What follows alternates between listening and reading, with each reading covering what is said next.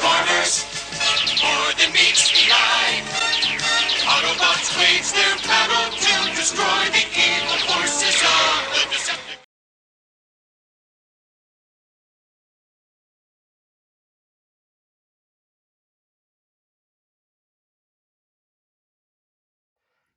Hello everybody, this is Toys R Us. For this special figure showcase, we're going to look at the 1988 Series 5 Decepticon Pretender Iguanus.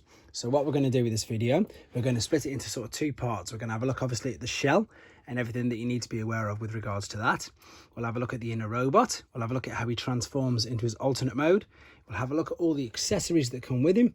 And as I'm lucky enough to have a boxed example, we can have a look at the fantastic artwork and the battle scenes on the back of that. So let's get started. I'm going to start off with the shell. And the reason for this is, in all honesty, there's a couple of things on here which are brilliant examples of things that you need to be aware of if you're looking for one yourself. Now you can see that there's a crack there. And what this means is it's actually missing one of them little tabs. And if you're missing one of them little tabs, this is probably the most common problem with most pretenders. It means that you won't be able to attach his belt for the obvious reason. It's just got literally nothing to attach to, so you can attach that there and it just won't stay. Another common problem that you get with the pretenders is you can see that some of the paint has all been rubbed off there like so, and this one has actually got I think it's slightly rubbery. It feels a bit rubbery tail, so be aware of that, because of course they can get like all sticky and all mucky quite easily.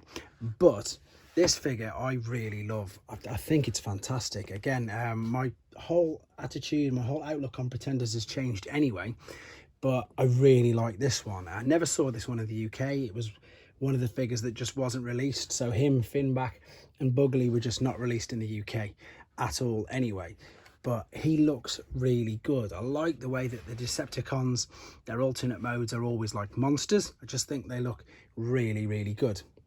So the way the Pretender system works is the shell will split in two. Obviously it won't if you've still got the belt on. There's actually a bit of sun fade on this as well, which I'm not sure if you can tell. We'll have a quick look in a minute with the better one. And the robot, the inner robot here, would fit inside. So you could fold the arms up.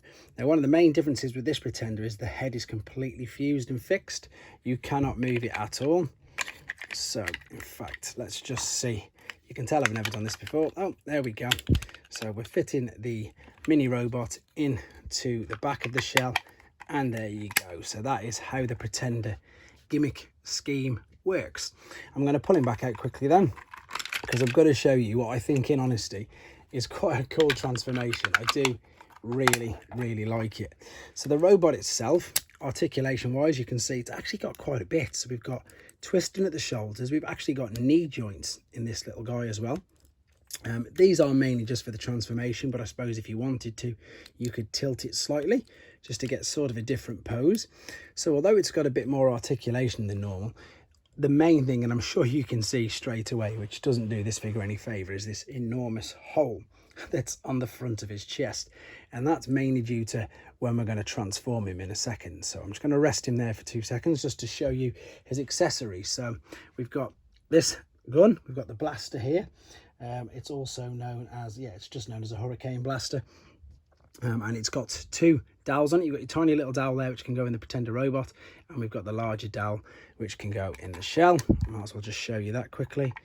So that's simple as that'll fit there, and I might as well show you this as well while we're here. So this is the larger. This does actually become, although they don't move at all, the wheels for the bike when we do the transformation process in a second. So it's sometimes known as a mace, or blades, or it's whatever you want it to be, I suppose, which is good. And there's a few ports where you can hold it. You can either hold it there on either side or at the bottom, so it's entirely up to you how you want to hold it. But this will obviously only be held in a hand by the large shell. Right, let's take the robot then. Transformation process is very simple, but again, I like it. It's quite cool. Fold the arms back like that, fold the legs back, excuse me, turn the feet up as well. And if we turn the feet up, it's sort of looking like a bike, but then what you do, you take the wheels, and if we attach this inside there, it looks much more like a bike. this is one thing as well to be aware of. I say this is my heavily played with version, and you can see that its joints are heavily played with, so it can hinder it slightly. To make it look a little bit more like a bike, is it going to balance? Probably not, because the legs are really weak.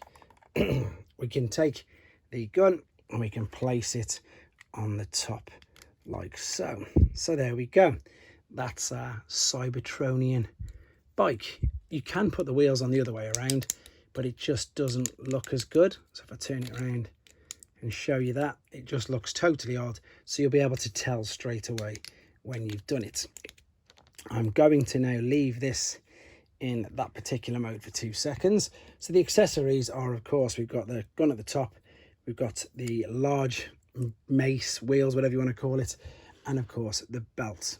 Let's have a look at a boxed example then. So before we open it up, this is a Canadian box, that's why it's got the dual language there. The artwork there is just stunning. That looks really, really good. Very, very good. And I don't know why, again, I need to probably do a bit more reading up and trying to find out exactly why these weren't released in the UK. There was 3 Autobots and 3 Decepticons, and they just didn't release them. Right, so there's the tech specs, which again is in the different languages. And then we've got this amazing artwork on the back. Now, to, as I say, us over in the West, this is just the Pretenders and Power Masters artwork. But in Japan, even though Iguanus wasn't in this particular cartoon, this is the Super God Master Force cartoon artwork. And the Pretenders play a huge part. They've got major roles in the cartoon series over there. And Optimus Prime, his name is Jinrai. But I've done videos on them, actually, if you want to have a nose at them. Let's have a quick look then at one that looks really good. Well, much better, shall we say.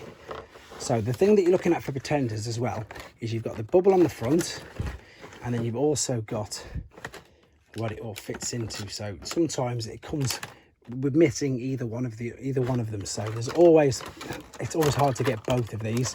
Let's have a look at this particular shell. You can see there straight away that it's got both of the tabs, and you can also see, to be honest, the color difference. This is the good condition one, this is the sun faded one.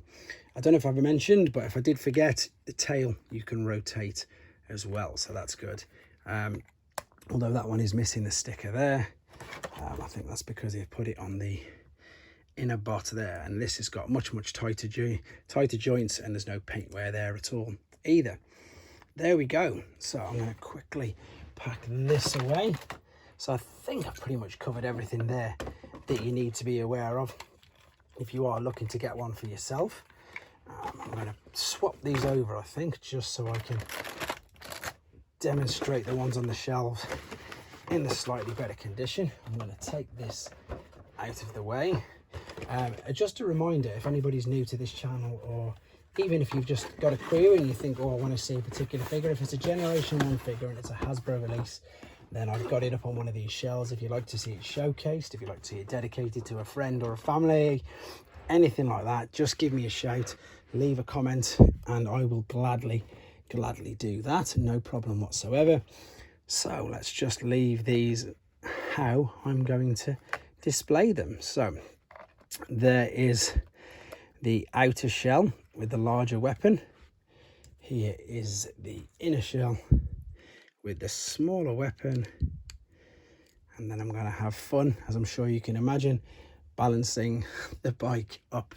But there we go. This concludes the, I suppose, review as well as a showcase of the 1988 Series 5 Decepticon Pretender Iguanus. Hope you enjoyed it, guys. Take care.